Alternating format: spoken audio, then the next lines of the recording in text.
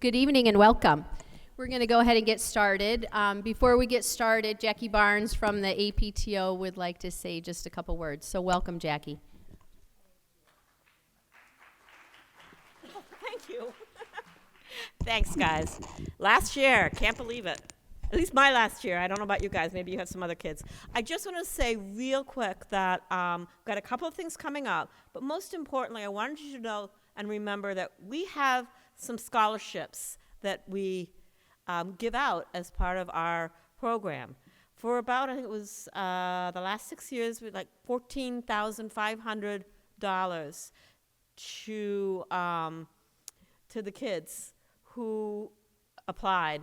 And this year we're looking at our scholarship program and really looking at what's going to be the most effective, the most fair, how can we get the most inclusion, etc. So as you're going through this process, just keep that in mind. Like, remind your kids. There'll be information coming out closer, like February, March is it usually when the scholarship applications or scholarship options? Yeah. So please look at the website, has information. Keep that in mind. And just two real quick things. We're having our first meeting of the year. A lot of planning and questions and answers and feedback with Sarah, with Principal Walsh, which is great. Tuesday night, 6:30, Northborough Library. You may be seniors, but maybe you have other kids coming up. So please think about that. And there's a Muya fundraiser, family time out on Thursday, the 26th. So just wanted to remind you of that. Thank you all. Good luck. It's an exciting process, right?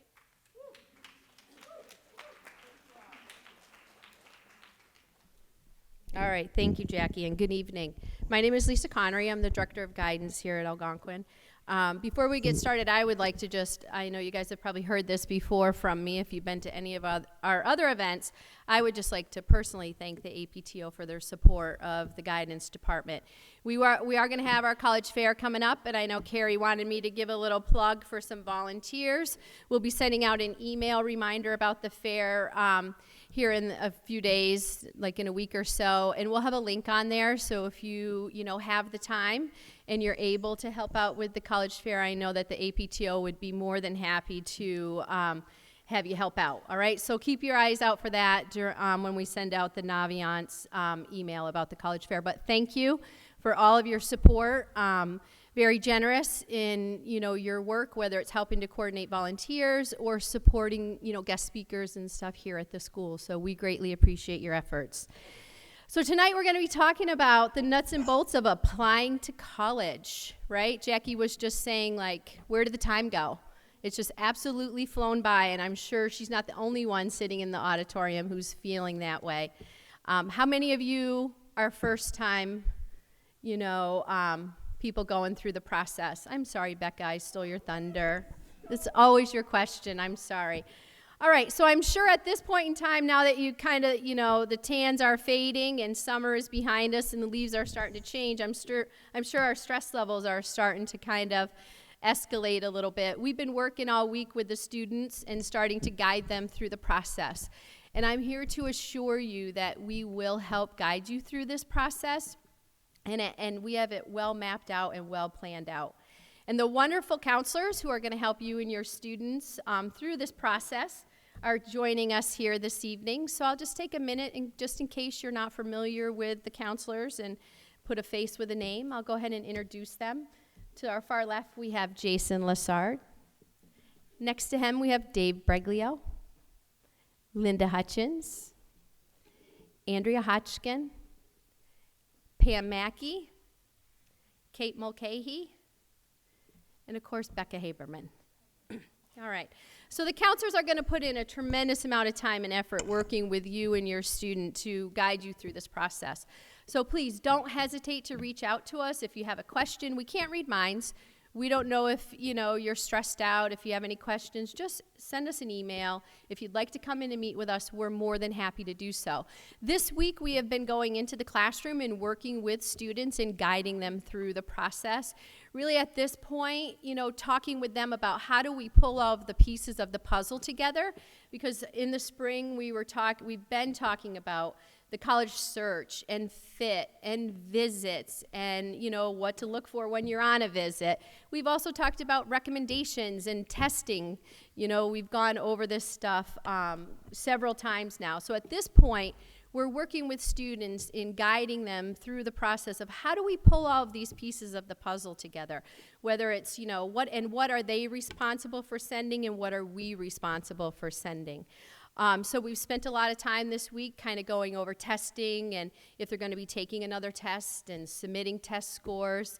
We've got them into Naviance because we will use Naviance extensively throughout this process because we do submit all of our materials electronically to the colleges through Naviance.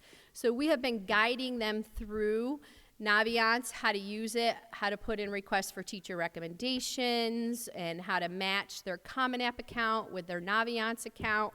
So they've actually done quite a bit of work. If you go home tonight and you ask your student and they said they haven't done any of it, we still do have another workshop tomorrow. So they are likely in that workshop with us tomorrow.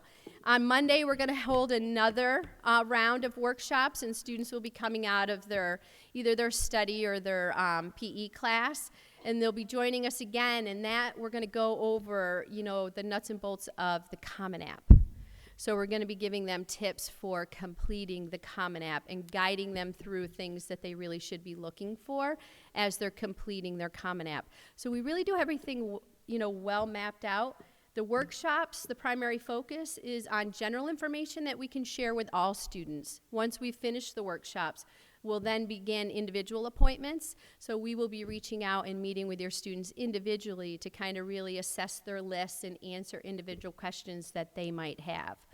Along the way, we also have other events planned for you. On September 25th, we have an expert coming in from MEFA, the Massachusetts Educational Finance Authority, to do a presentation on the financial aid process. It's always very informative and helpful, and I think if you were to kind of break things down, your student is more than capable of handling the actual application process with and asking their counselor, for assistance and questions. And the financial aid process really is an important part that you can help them with, and figuring out what forms are required of your different schools and, what those deadlines are for submitting all of those forms. So I would encourage you to attend the financial aid night. It's very informative. We're also going to have our college fair on October 2nd. In the gym, and I think we're almost up to 100 schools joining us again. So this is a great, annual fall event that we host. It's an excellent opportunity for students to be able to speak directly with admissions counselors for our school and to ask questions about specific programs that the schools that they're interested in.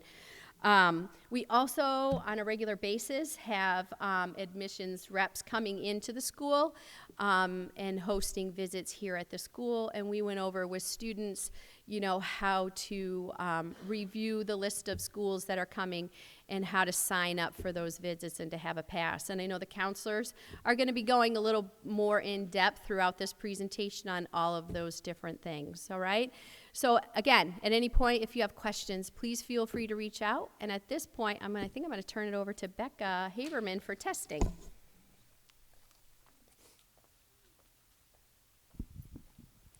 So I can't stand behind there because then you won't be able to see me. I have to talk about testing. Show of hands, how many of you love to take a standardized test? All right, that's about, okay, one. Good, that's good, we got one. Most of your children do not love standardized testing, and it brings up a lot of anxiety. It is one piece of the college puzzle. It's not the biggest piece, but it is something that most kids will need to take at least once. At this point, we've talked about testing. I've talked to your kids, and we've all talked to your kids about the evil empires. They are called College Board, which runs the SAT, and ACT, which is also evil. They are both evil in my mind because they say they are nonprofit, but they charge you an awful lot of money to make your kids test. And as we know, certain people out in the world pay a lot of money to fake tests. So anyway, I'm not going to talk about Felicity Hoffman. All right, so testing. At this point, we are hoping that your student has taken at least one standardized test. There are some who really didn't know what they want to do. It's not too late. There is still time to sign up for the October SAT or the October ACT, both of which we are test sites for. What we talked to your kids today about is colleges will take either an SAT score or an ACT score. And as we're meeting with your students individually, we will look at their scores if they've taken both to sort of guide them as to which might be the better. Sometimes I say, hey, if you got the money, send them all. With both SAT and ACT, your student is responsible for sending test scores themselves. It is not something that we send. So if your student is taking an October SAT or an October ACT, guess what? They give you 4 free score reports to send. So if your student knows for sure that they are going to apply to up to 4 schools, send those scores. You don't have to spend extra money. Each score report after that, you've got to pay for. It always happens every year. I'll have kids, they've submitted their application, we've sent our transcripts, we've sent our recommendations, and the kid will come running down going, I'm getting an email from the college. They did not receive my test score.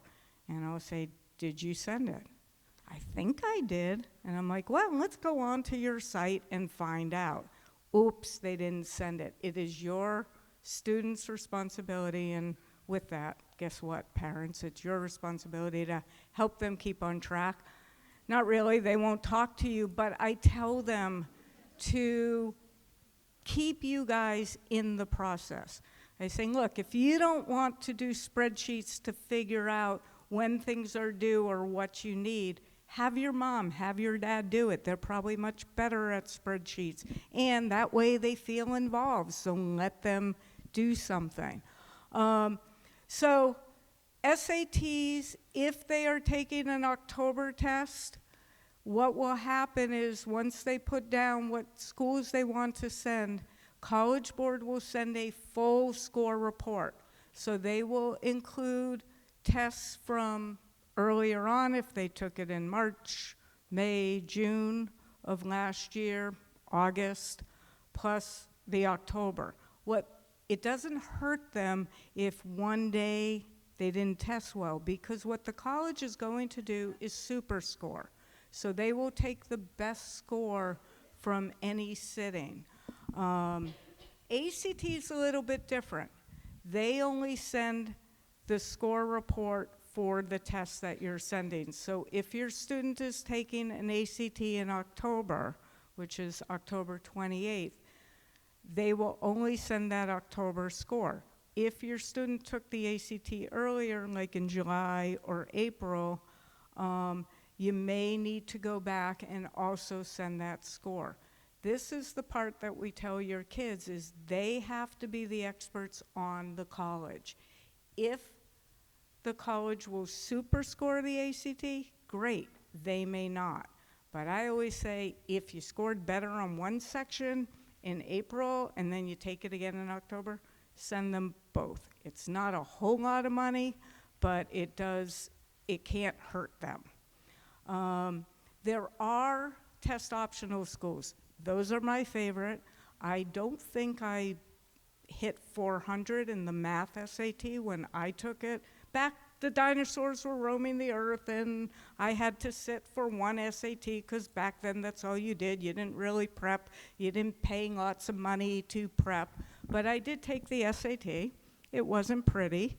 I did go to college. I did get my master's. So as I tell the kids, if you don't test well, that's okay. There are plenty of schools out there that recognize sitting for one exam for 4 hours is not what makes you the student. It's really your transcript and everything else.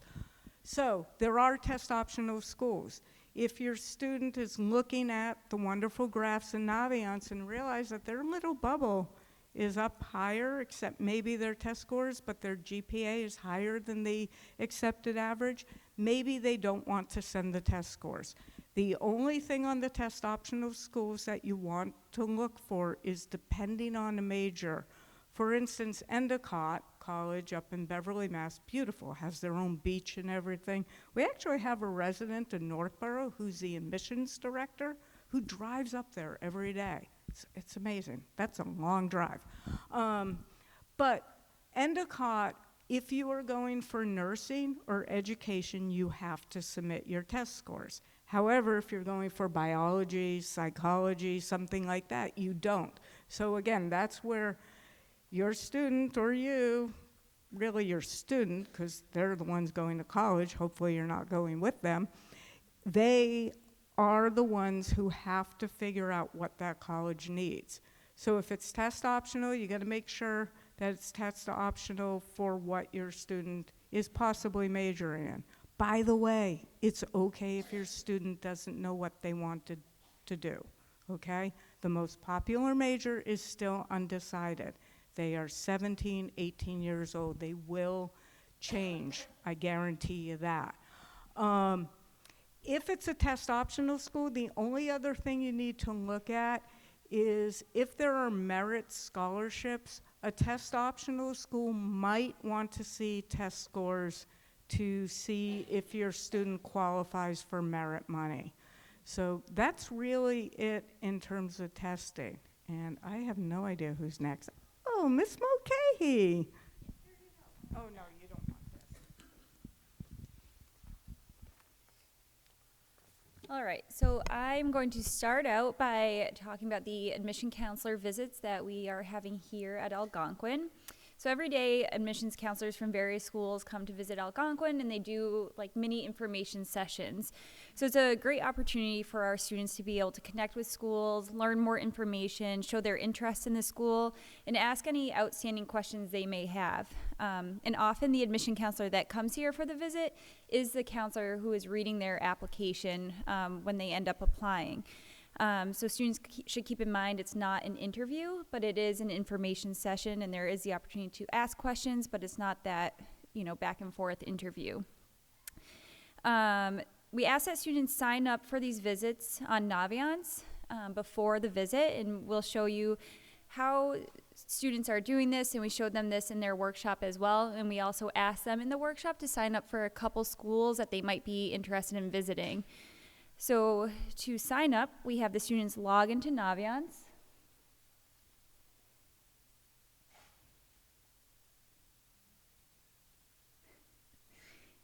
And this is the screen that they see when they log in. So from here, they should click on the Colleges tab up at the top, and then Colleges Home. So if you scroll down to the bottom, you'll see where it says College Visits, and you can click Show More. And this will list all the schools that have signed up to visit Algonquin. So for the sake of this presentation, we are going to register for Skidmore College. So they are coming on Monday the 23rd. And to do so, you just click Register Now. And you'll get the confirmation at the top that says you have successfully enrolled for the visit. After registering, students must print out a pass from Naviance. So to do so, you go to the home screen again, and right under Planning for College Applications, students can select the College Rep Pass and print out this form. So students must print this out, complete it, and have it signed by the teacher of the class that they will be missing at least 24 hours before the date of the visit. A reminder will be sent to the students a day before the visit as well. So if they signed up, in our workshop today and the visit's, a couple weeks from now, we'll send them a reminder that the visit's coming up. If a student is unable to make the meeting, it's important that they go back to that list and they click cancel, because it allows us to tell the reps how many students they are expecting so they can bring the appropriate amount of information and materials.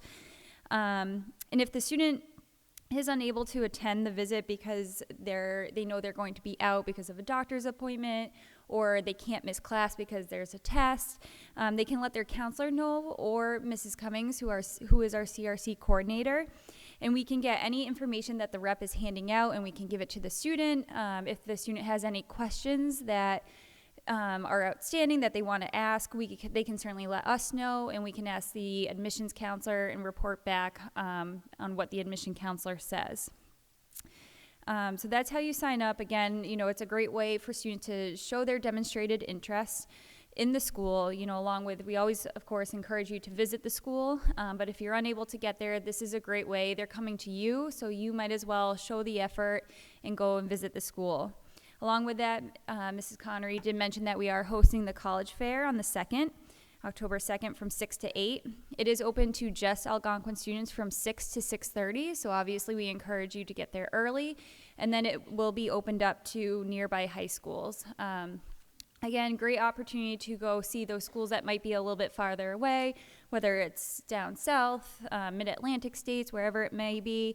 It's not the time to really line up for maybe UMass, which is an hour or so down the road, but really get to those schools that you might have a harder time to get to. Again, 6 to 6:30 is just for Algonquin students, and then until 8, it's open for everyone. So that's college visits in a nutshell. So now we're going to show you how to activate your colleges and show how students go from colleges that they're thinking about on Naviance to colleges that they are applying to. So on pages 6 and 7 of your workbook, we have a step-by-step guide on how students should move their colleges from one to the other. So only when a student is 100% sure that they are applying to a college, they should move the college over to the list. So to move over a school from prospective list, they should go to colleges I'm thinking about, which is where we are right now. They should be sure to identify the correct application deadline by clicking on the drop-down menu. From there, they can click the box next to the school that they want to move over, and then click Move to Application List. Again, if the student is 100% sure that they are applying to the college, they should request that their transcript be sent. So here, students should select their application deadline from the drop-down menu, then double-check the option for how their application should be sent, and click Common App or Direct to Institution. Some will give you this option. If they're only a school that uses Common App, it's not going to give you the option. If it's like Endicott and they only have their own application, it's not going to give you the option. If they have their own application and Common App, you need to make sure that your student is clicking the correct way that they are applying. So from here, you should click Add and Request Transcript, and in the next screen, they should click Initial for the type of transcript being requested, and double check where the transcript is being sent. From here, you should select Request and Finish, and there you will see the school is in the colleges I'm applying to list. Again, when all of your schools are in the colleges I'm applying to list, they should review the schools that they have on this list and make sure the application deadlines for every school is correct, because this is what we use to make sure that their information is getting in on time and their transcript is getting there. And they should add any school to the list. If they add the school to the list but do not request the transcript, their materials will not be sent to the school. We don't have a way to send it without them requesting the transcript, so they need to make sure that it says requested underneath transcripts. A couple things to keep in mind. If you are adding a Common App school to the colleges I'm applying to list, which you can tell by the computer screen with the CA in it, your students should make sure that the college is also on their Common App. Also, you should note that the materials being sent with the applications do not include the official test scores, as Mrs. Haberman said, and we will not send unofficial test scores, so your students should make sure that they are sending their scores. Also, there are no transcript fees for the first 4 schools that you apply to. After that, there is a $3 processing charge for every college you apply to after the first 4. So again, your students should make sure if they are requesting a transcript on Naviance that they are, in fact, applying to that school, because it will be added to the tab. That's pretty much it for activating your colleges. So up next is Ms. Mackey.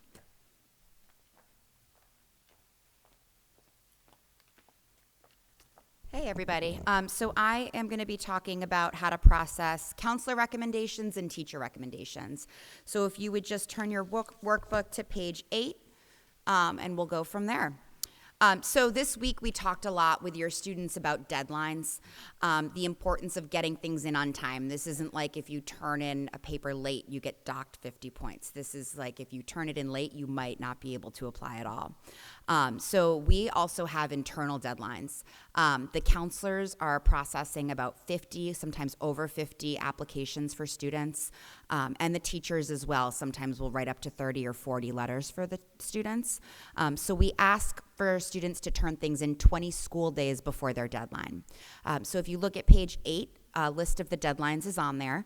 And we talked to the kids today and we told them, make sure you've got reminders set in your phone. We do need all of these information packets if you have a November 1 deadline by Thursday, October 3rd. So that's 20 school days. And that will give us enough time to write the recommendation and process the recommendation. I'm going to go ahead and just let you know that we were speaking to one of the reps from UNH, and he commented on how wonderful our recommendation letters are. We put a lot of energy into these. And in order to write them and to do a beautiful job, there's a couple of documents that we're requesting from the students and also from you guys. So up here under Planning for College, this is where all the resources are that we're asking the students to fill out. So the counselor recommendation is on there. There's also a resume. Many students already have a resume formatted, which is great. If not, we can take a basic activities list, or there's a resume builder on Naviance. In addition, a few years ago, we put into place the parent brag sheet. We love the parent brag sheet. Sometimes students will not give us everything that they've done, and there may be specific details that you will recall that they may not recall. So there is a parent brag sheet on here. During the workshops, we ask the students to go ahead and email you the parent brag sheet, and we would love to have those emailed back. Again, the more information and insight we can have on your child, the better the letter is going to be. So we are going to send the transcript for the student, the school profile, the quarter 1 grades when they become available, the mid-year grades, if that applies, the final transcript eventually, the counselor recommendation, and the secondary school report. All right, so now that was counselor rec. We're asking the students, just one more thing, we're asking the students to Google share with us or email us that sheet. And as I mentioned before, we would love to have an email from you with the parent brag sheet. So now I'm going to go through processing teacher recommendations. It's a little bit different. So hopefully at this point, students have talked to a teacher. We started talking to them about that in May and asked them before the summer to identify one teacher to ask to write the recommendation. The majority of students have. If a student has not, we're asking them to see us so we can brainstorm with them, an appropriate person to write that recommendation. The teacher recommendation form is up there for them to fill out. And then in order to activate the teacher, there's a couple of steps that the student will need to take so that the teacher is able to upload that letter to Naviance and we're able to send everything to the college. So from the colleges tab, you're going to scroll down to the Apply to Colleges section and letter of recommendation. Okay, so you're going to click Add Request, and you're going to see a drop-down of all of the teachers that we have here at Algonquin. We'll go with Mr. Alera. Then you're going to select all of your colleges. And then we're asking students to write a short note. Hey, Mr. Alera, thank you again for writing my recommendation. My first deadline is November 1st, so the teachers have an idea of when they get the letters in by. And, I'll see you with any questions that you might have. We are encouraging the students to have another one-on-one conversation with the teacher. I know sometimes it's easy to jump right into senior year and kind of forget.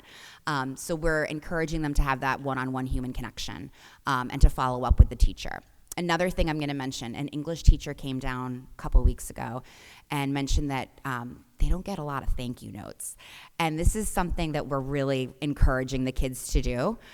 We encourage them to do it with admissions when they're visiting a school. We encourage them to do it when the admissions officers come here and do info sessions. So I told the kids to go out to Target and get thank you notes. And hopefully they'll give those to the teacher. And it's also really nice, because again, the teachers spend a lot of time on these letters also. It's really nice if the student follows up with the teacher after they get in and say, thank you, I got into this school, because sometimes the teachers don't know. So anyway, after you write that personal note, you're going to click submit. As I mentioned, set up another time with the teacher when you can have a discussion with that form. And then that's basically it. All right, cool. Linda's up. Thank you.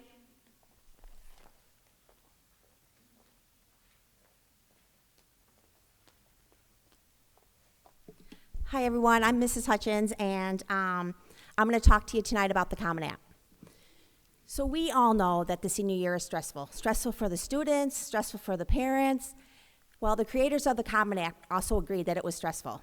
And so they thought, why do we have to put all of the universal information, the information that every single application is going to ask you to put on the application? Why do you have to do it every single time?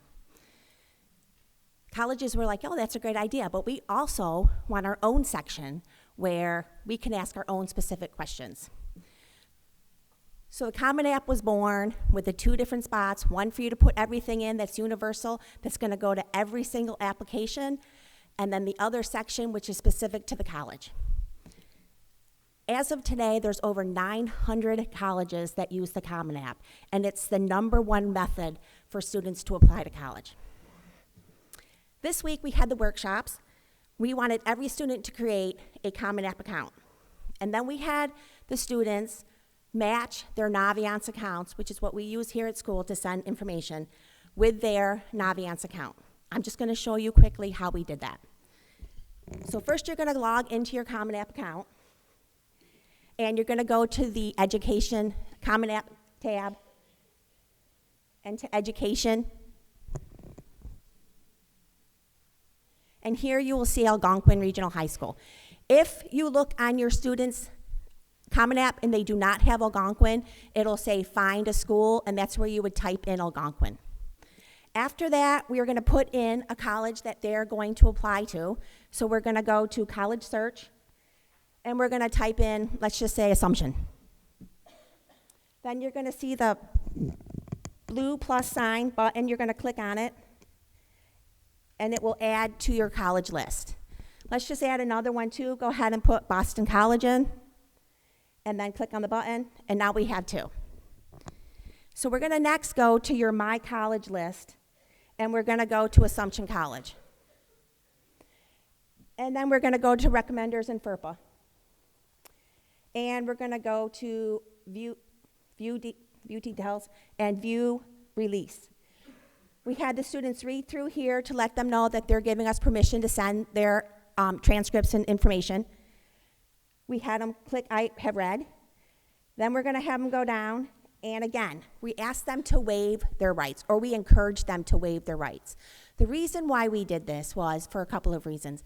The colleges will not give as much credibility towards the recommendations if the students don't waive their rights. Every teacher and counselor at Algonquin, if we agree to write a recommendation for your student, is going to give them the best recommendation that we can. And thirdly, this is why. If they want to see their recommendation, they're still not going to get to see it this year. They're going to have to wait till they go to the school they're going to, then they're going to have to go to the admissions office and ask to see their file.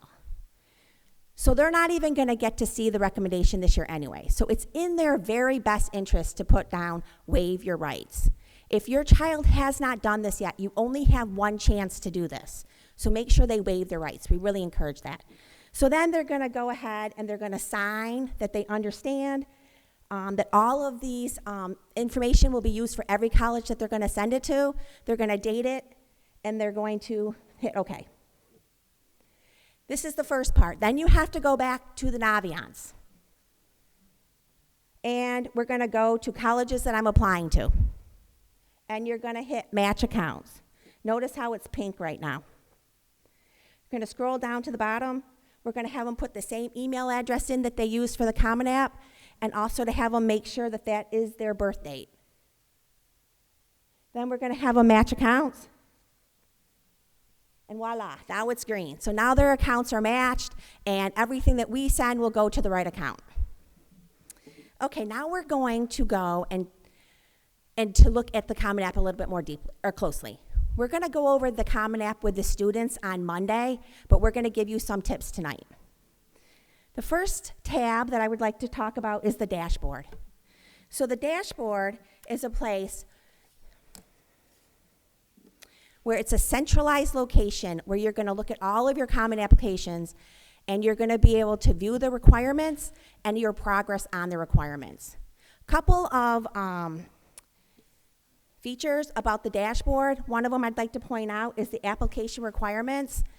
And on this data or spreadsheet, it's going to give you all of the colleges that your son or daughter is applying to. And it's going to be able to give you the deadlines, it's going to give you the fees, it's going to give you the essay requirements, it's going to give you the recommendation requirements, and it's going to give you the testing requirements. That's what it is. So you're going to be able to see all of that in a snapshot right here. Then you're going to go back to the dashboard.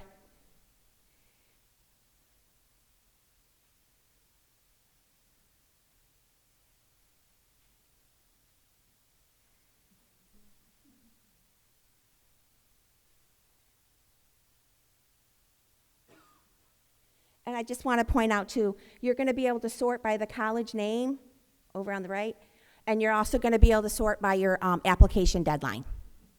So now when we look a little bit deeper, let's go into show more details on Assumption College.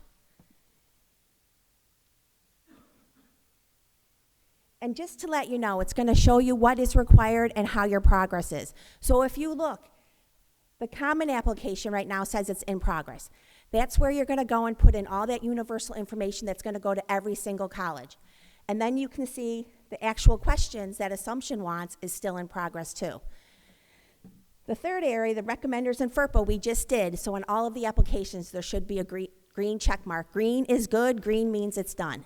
So before you apply to Assumption, you want to make sure that all three of these sections are done, and then you'll be ready to review and submit. Just to go over quickly to Boston College, if we went back and showed more details about Boston College.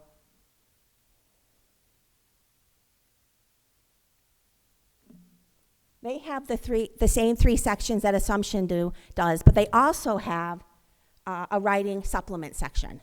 And so you need to make sure that that section is done too. And your dashboard is going to give you a quick glance at what everything is, all the different areas that your school requires. And you can make sure after you submit it that everything should be checked off in green. Now we're going to dive right into the Common App tab.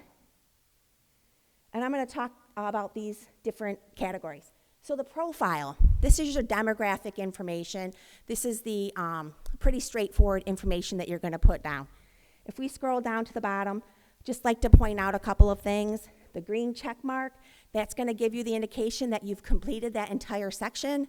And then if we scroll up to the top just real quick, you can always preview your section and just make sure that everything you put in there was correct.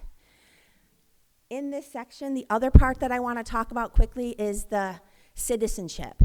So if you are applying for financial aid, you will want to put down your social security number of your child at that time. The next section is the family section. And this is a spot where you, again, are going to be able to help your child with their application. So they may not know everything in this section. They're going to want to know where you work. They're going to want to know what your occupation is, your job title. They're going to want to know how many years you went to college. They're going to know when you went to college, and they're going to want to also know where you went to college. So this is one area where you probably are going to have to help them out. The next section is education. So I believe we've given you all of this on page 18, but we are also going to be giving this to the students on Monday. So we really give them all of the information that they need to know on this section. So if we give them the counselor's name, we are going to give them when they entered high school. If they went here for 4 years, they're going to enter in August of 2016. If they went here 4 years, they will not have any change in their progression. It would have been just a natural 9th grade, 10th grade, 11th grade, 12th grade. Then if they went to any other secondary school or any colleges, you would put that in. If they did not, you would just put in zeros. Then we're going to go to the grades. We have 340 students in this class. We do not rank. We have a 5.0 GPA scale, and it is weighted. And we have given all of the seniors their GPAs in Naviance. Courses. They are going to want you, or the student, to put down all of their courses for their senior year. That means the first semester and the second semester, all of their courses. We recommend that students put their courses down in this order. We would say put down the highest level that you've taken, whether it's AP, then honors, then CP, and we recommend that they put down full year courses, then the semester courses, and the electives.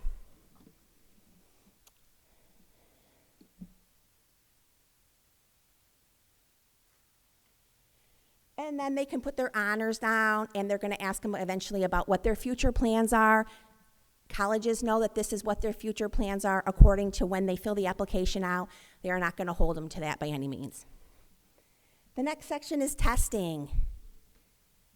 So I just like to say again, the very first thing it says in this section, in addition to sending official score reports as required by colleges, do you wish to self-report? So this is not where students can say, oh, they're officially sent. You have to go to the College Board or the ACT if the school requires an official score report. But if they are going to send their test scores, we do encourage them to put them in this section too. So they can put down their ACTs, their ACTs, their SATs, their AP tests, and if there's other scores that they have, they can put those down too. They can put down future scores, so if you have a student who's taking an AP test right now, they can put down that the test is going to be May of 2020. They can put down more than one test score if they want them to be super scored.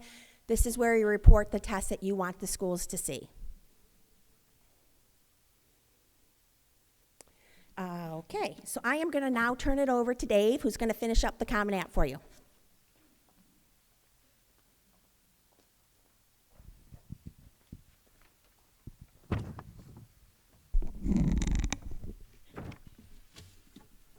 Okay, so I'm going to finish up the Common App like Linda just said. So we're on to the activities section. And the activities section, the Common App is kind of like the resume that the students can post. This is an opportunity for them to list anything from clubs to jobs they've had, volunteer opportunities, sports they played throughout high school. Anything that is important for the college to know, this can go on this activities section.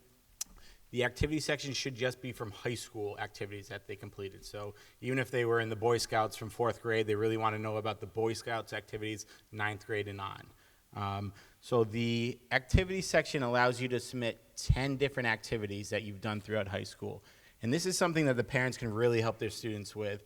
I'll have a kid come in my office, we'll pull up the Common App, and we'll look through, and they're like, I can only think of 3 activities. And after we have a chat for a half hour, go through the Common App, they've added 4 or 5 other activities that we were able to talk through, jog their memory. So that's something that parents can always do to make sure that we fill up the activities tab. So as they're going through, they have options. Like I said, it could be work, it could be volunteer, it could be sports, it could be community service. But if it's something that they think the college should know, it should be in the activities section. They also want to pay attention to how they're ranking their activities. So they have 10 spots to put the activities in. They don't want to bury their most meaningful activity, number 10, on the bottom, okay? So the time that the activity they put the most interest into, they spent the most time with, was the most meaningful for them, that activity should go up near the top, okay? Once they're putting their activities in, they can kind of debate and ask questions, be like, is this more important to me? They have an arrow key up top. That arrow key lets you move the activities up and down the list so they don't have to pull something out and retype it. Let's see if there's anything else. So for, like I said, for activities, they have their 10 spots to list them. This is the resume section. Some colleges will also ask for students to post a resume or give them the opportunity to post a resume. But if they do a good job on this activity section, that's pretty much the same thing that they're going to be working on. After this, we are going to look at the writing section. So there's probably 3 different groups for kids with the essay right now. Some kids have their entire essay done and proofread and ready to go. Some kids have a outline or at least have the essay in mind and what they want to write about, and some kids are going to be like, what do you mean essay, right? So there's going to be 3 groups. It's okay, right? They have time, but they should start getting going on it. The essay is going to give them 7 different essay prompts on the Common App. So these 7 prompts, and they're going to have a bunch of different options, and then there's going to be one at the bottom that's just saying share an essay of their choice and write on any topic. So they should be able to come up with something hopefully they're comfortable writing about. The essay is sometimes stress-inducing for the kids, that they overthink it, but there is support at school, and there should be support at home for them. So we always ask kids to find someone to proofread their essay. So it could be an English teacher. It could be someone from the writing center that's trained with that. It could be their counselor. We all love to read essays and give feedback. It could be parents at home. But we don't want them getting feedback from 15 different people and then their head spinning because they don't know who to take advice from. So we always recommend take a few people that they trust, get some feedback, proofread your essays before you post it on there. Once the essay is up on Common App, there's a way to expand it and just check out the formatting. You want to do that, Andrew? So if you expand it, you can expand the essay to show it all the way up so you can just kind of see how it fits into the space they provided, that there's no typos, and just a quick read through, obviously, before we're submitting it. Also part of the writing section is the discipline section underneath. So they're asking students to submit, if they submit yes to the discipline, if they had, and we frame it as an outside of school suspension, okay? If this is something that you think your student may have to do, we just say, go down and see your guidance counselor. Outside the school suspensions happen, doesn't mean you're not going to go to college, but we want to be truthful for them. And your guidance counselor is going to help your student frame it in the way that we can explain what happened to the college. We can explain how they grew from that mistake. And then that's something we would put in our letter of recommendation just to kind of back it up as we're going through. After that, for the writing session, there's also something called additional info underneath. The additional info is a place where you can add some info to the college that there isn't a section to provide. So this does not have to be completed. We don't want to just put another round of information for the college to read that's not really pertinent. Some things that we ask kids to do is if they had a medical absence at school, okay, and they missed a month of high school in sophomore year and their grades were really affected, they could talk about that in the additional section here. They had a grandparent pass away or a relative pass away, and that really affected grades throughout their high school career, and that's something that they want the colleges to know about. The guidance counselor will back that up in a letter of recommendation that goes out, but you can share this information in the additional info as well. Like I said, it doesn't have to be completed, but if there is info that the college can share, this is a section where we can add it in. After the writing section, there's one other tab here. It's called Courses and Grades. Not everyone has to complete this. So the colleges we have on here right now, we have BC and Assumption. They don't ask students to self-report their grades. As you're adding colleges to your list here, a college may pop up where they say, we want you to self-report your transcript at high school. If that's the case, then you can come down to guidance. We can get you an unofficial transcript. You can sit down and enter your grades in your classes that you've had throughout high school. Not every single college is going to ask that, but there may be one or two that pops up on your list. All right, so at that point, if you work all through the tabs, you're going to have green check marks on everything, and hopefully your Common App is complete at that time, the general Common App section. After that, you want to go over to the My Colleges section, and you're going to have to answer questions for the individual schools. So for Assumption College, we'll do those questions together. So if we click on questions, they're going to have different things like, for the general tab, they're going to ask about the start term. So is your student going to start in the fall time? They're going to ask, does he or she plan to live on campus? Will you be applying for financial aid? All those questions will be under the general questions tab. Under the academics tab, they're going to ask about a potential preferred major, okay? And then some schools will ask you to list a secondary major that you're considering if you don't get your first choice. Assumption's going to have an activities tab underneath that. they're going to ask you what activities are you interested in maybe pursuing at Assumption College. I always have my kids go through, pick a couple, just to show that they are interested in getting out of their dorm room and being part of the campus community. They don't have to list 50 different things, but if they can find a few things they're excited about, intramural sports, a certain club that they've done at the high school level they want to continue with, it's definitely good to list that down. Under activities, they're going to have a contacts tab. That's just going to ask you about what influenced you to possibly apply to Assumption. How did you hear about Assumption? It could be from your guidance counselor. It could have been from a college tour, maybe a rep coming into the CRC. You spoke with someone at a college fair. They just kind of want to know how you came to want to apply to Assumption. Under contacts is going to be a families tab. This tab is just going to ask, do you have maybe a relative that works at Assumption? Do you have relatives who graduated from Assumption who may be currently attending Assumption? Assumption has something at the bottom with a writing section here. Not every single college is going to have this.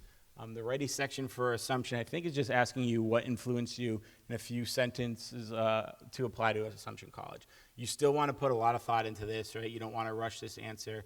But this is going to be specific to Assumption. Not every single school is going to have that writing section built into the question portion. Once we get through all these questions here, you should be able to get a green check on the questions. That means once you've proofread one more time, right, come down to see your guidance counselor, check things out, spoke with your parents, look through it all, you can go to the Review and Submit tab, and this is where you're going to actually submit your application to the college. So if we have all the green checks, these sections won't be up here. It's going to let you bring it to a PDF of the application. In that PDF, you are going to be able to scan one last time, find that typo, rephrase a question or an answer, and then it's going to bring you to the payment section, and then you will be submitted to that college afterwards. Okay. We are going to check out, so we had the questions about how do you submit outside letters of recommendation.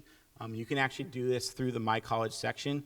So under Assumption, if you go to Recommenders in FERPA, and we scroll down, we'll see outside recommenders and if they allow it. Not every single school is going to allow an outside recommender.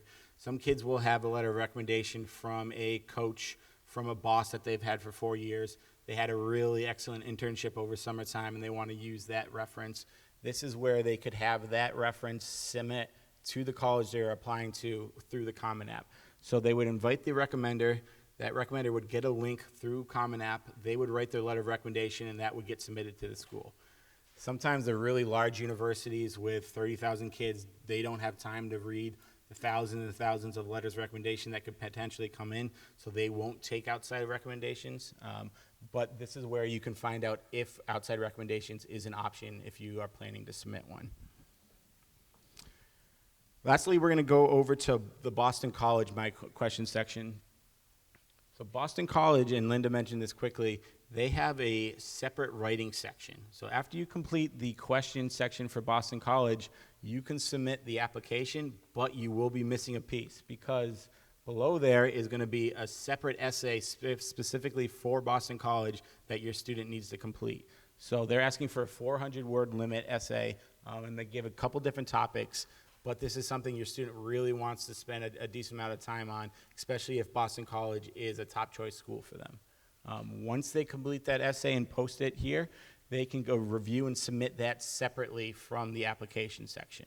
Okay, so you're going to need a green check twice here for Boston College to make sure all your applications are submitted for BC here. Lastly, we're going to do is we're going to walk you through the early decision agreement, and Boston College has an ED. So if you are applying ED to the college, that's that one ED option where it's binding, okay? So you've talked it over with your student. You guys are comfortable submitting ED. There's a couple different steps that you have to do. So first thing you would do is go to the questions tab and submit and click the preferred admissions plan and say that you are applying ED. Once that happens, they're going to ask you to read through, just making sure your student understands what ED means. Click that box, and then you have to sign and submit from there. Okay, so sign the ED signature. After that, you are going to go back to the recommenders in FERPA section under Common App.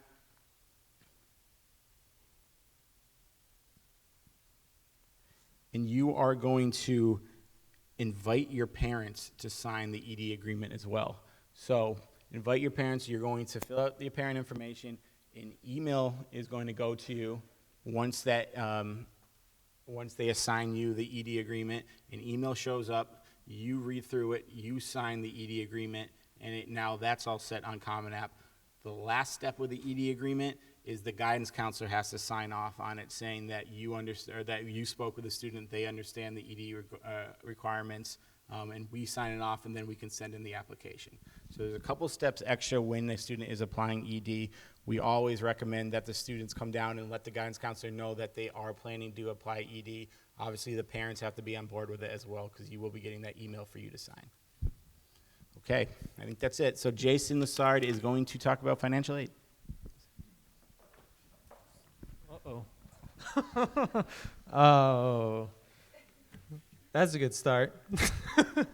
So I'm going to talk about financial aid. Luckily, we don't need the computer for financial aid. Financial aid is on page 13 of your book. And if you're applying for financial aid and that applies to your family, your biggest takeaway from me would be that you really should attend the financial aid night on Wednesday, September 25th at 6:30. So the night's hosted by MIFA, the Massachusetts Educational Financial Authority, and they are the experts on the subject. So you should definitely go and see what information they have to offer if financial aid applies to you. I would also urge you to include your children in this process. Speaking candidly with them about potential college finances is arguably one of the most important college conversations you can have. For instance, like, what does a $25,000 loan look like? What does a $50,000 loan look like? How much are they expecting to earn from their future careers? Naviance actually gives you actual data with career incomes that they're possibly interested in pursuing. So financial aid, just so you know, oops, sorry, wrong page. Let me back up. Ultimately, I think the bottom line is students want to be successful and not buried in debt.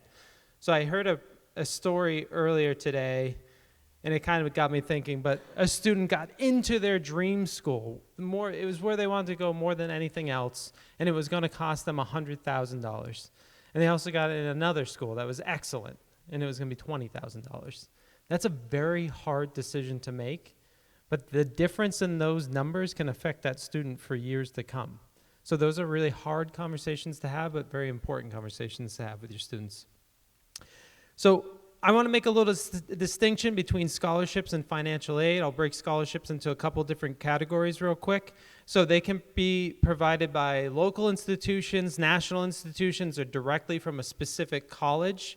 So generally, students must apply for these scholarships. National ones tend to be these larger dollar amounts that are attractive, but they're very difficult to get.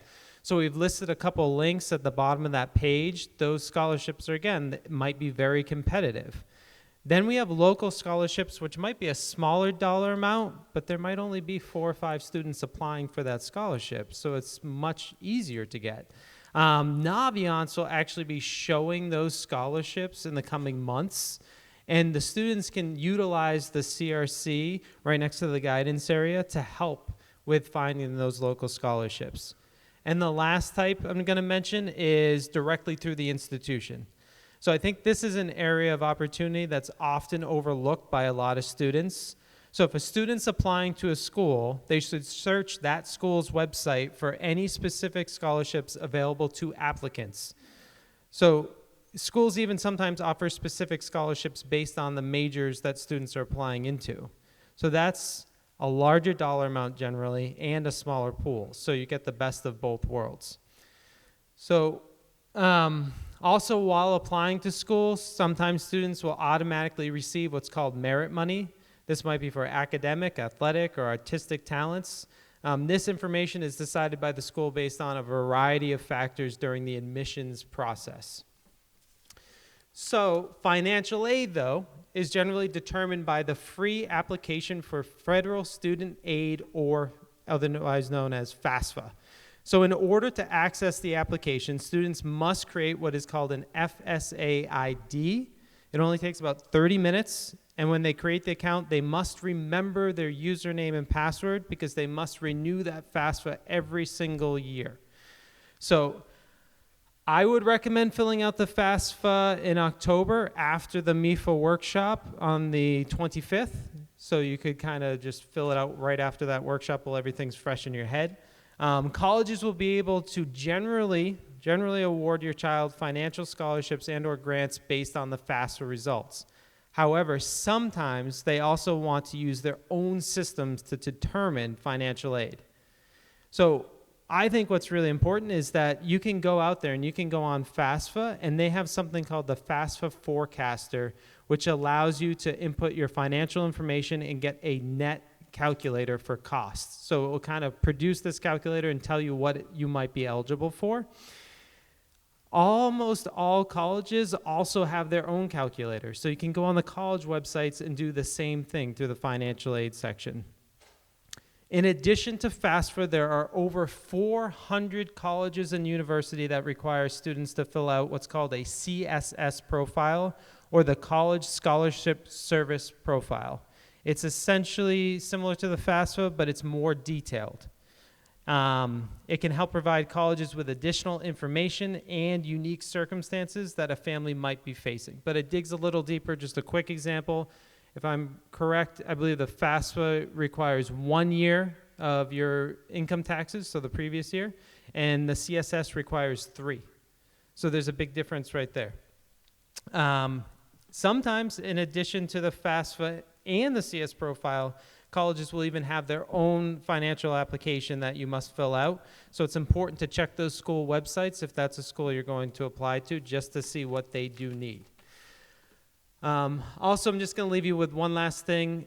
It's important to remember that not all schools meet 100% of financial aid. So just because that FAFSA calculator says, oh, your family is expected to contribute $15,000 a year and the college is responsible for the rest, that doesn't mean that all the colleges they apply to, those colleges might not pay the difference. They might meet you in between. So it's just important to realize that as well. And now I'm going to hand the mic off to Andrea Hutchkin, and she's going to go over the NCAA. All right. So this doesn't apply to a lot of you, and I do just want to mention NCAA. That is basically the organization. Any student who plans on playing a Division I or Division II sport in college, they will need to register with the NCAA Eligibility Center. I think that's 18 and 19 on in your workbook, but that's the information there. It's pretty simple. Students just go online, create an account. There's a certification they have to fill out, answer a lot of questions. I'd say it gives about 15 minutes to an hour to fill out everything. There is a fee associated. Students will also have to send their SAT and ACT scores to NCAA. Basically, NCAA just has minimum requirements for students to participate in the sports at D1 or D2. They will also have to send their transcripts. So what happens is once the student fills out their application, we do get a notification that we send the transcripts. Students should just follow up with us anyway and just make sure so we know it's coming. When they graduate, we send their final transcript then. But that's just for NCAA. For D1, D2, if students want to play Division III, they do not need to go through the Eligibility Center. So that's all NCAA. We're going to open it up, though, for questions now. So if anyone has questions, Lisa and I will be able to answer. Thanks. Okay. If you just want to raise your hand, we'll come around and take your questions. We've kind of given you a lot of information.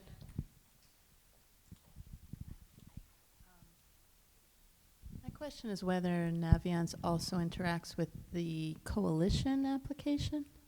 Do you know anything about that? It does not. It does not interact, but what happens is when we send things electronically from Naviance, if it's a coalition school, what happens is Naviance is sending it directly to the institution itself.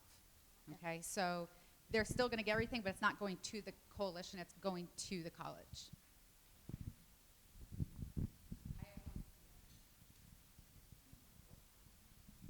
I'm just wondering how much the students are doing on Naviance and Common App in school versus how much we should be helping them out with at home. I'm not sure like what they've done here already. The question she asked was, how much are students doing the Common App and Naviance here versus at home? Is that what your question was? How much should they be doing? So really today, well, this week was the first set of workshops, so we had them doing this whole thing of matching their Common Application to Naviance, working on requesting the teacher stuff. So this is really the time they started doing that. Next week, on Monday, we're doing the Common Application in a workshop. So this is all stuff we're helping them with, but they really should be spending a lot of time on their own doing the Common Application. And I think that's where parents can help, because there's a lot of information the student themselves won't know how to do. The information in your workbook, I think it's near the end, the Common App tips, they're gonna get that on Monday, and it really details every section, instructions on how to fill out every section. And we tend to focus on the things that we know that tend to trip the students up, just to make sure that all of those pieces of the puzzle are pulled together. So we put more of an emphasis on the things that we know, that the students have more difficulty with when we're working with them.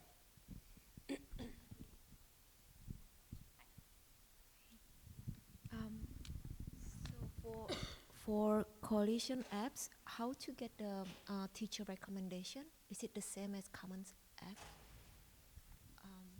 So like Andrea had said, we will submit that information directly to the institution through Naviance. All right, so all of our materials will be submitted electronically to the colleges through Naviance.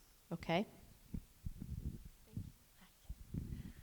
For AP tests that were taken last year during their junior year, how and when should they be submitted to, I guess, whatever college they're going to be applied to?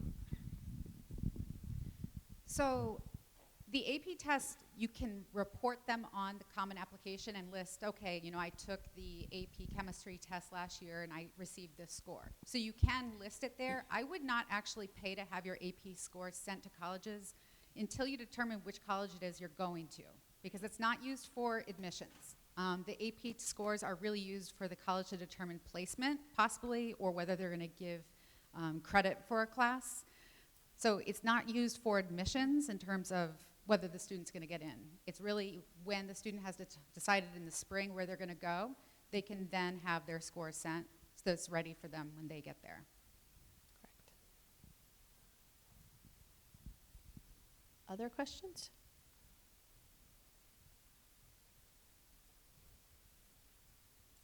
All right. Well, how many colleges should people apply to? I know that. How many schools should people apply to? Well, I guess that depends on your student and their individual circumstances. We tend to recommend, 6 to 8 is that kind of window for most students. It's okay to have a couple reaches, and we want those realistic target schools and a couple safeties. So 6 to 8 is typical for students. Now, you might have a student who is applying to more competitive majors, such as like, say, a nursing program, where maybe they might apply to 10 to 12 schools simply because of the competitive nature of the major that they're applying to. But we encourage students 6 to 8. And then we have kids who find that one school, and it's a great fit for them. They apply to it. They're happy. They go. All right, so it really depends, but I think you should be in that window of 6 to 8. If you start applying to 18, 20 schools, that's excessive. You really should be kind of assessing your list and kind of narrowing that down a little bit.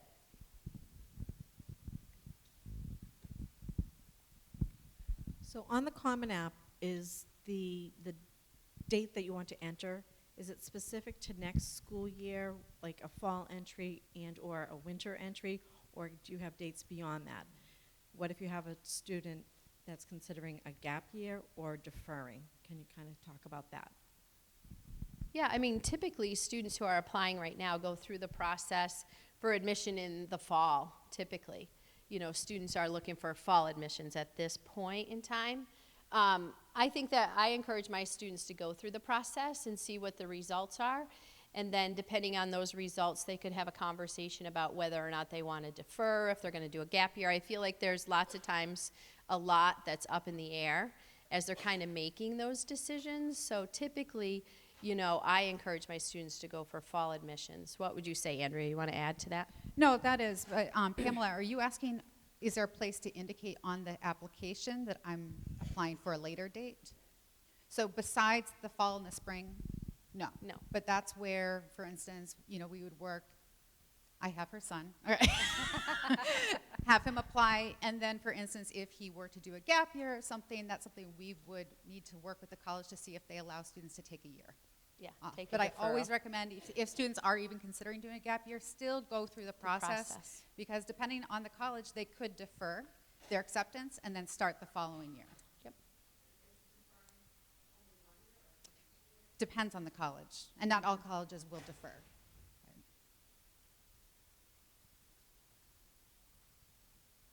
Other questions? No? Okay. Well, just a quick reminder, hopefully we'll see everyone at the financial aid night on the 25th, the college fair on October 2nd. And always, if you have any questions, please feel free to reach out to us. We're more than happy to help you. And, you know, check in with your student over the weekend to touch base on some of the stuff we've done in the workshops with them, okay? Have a great night.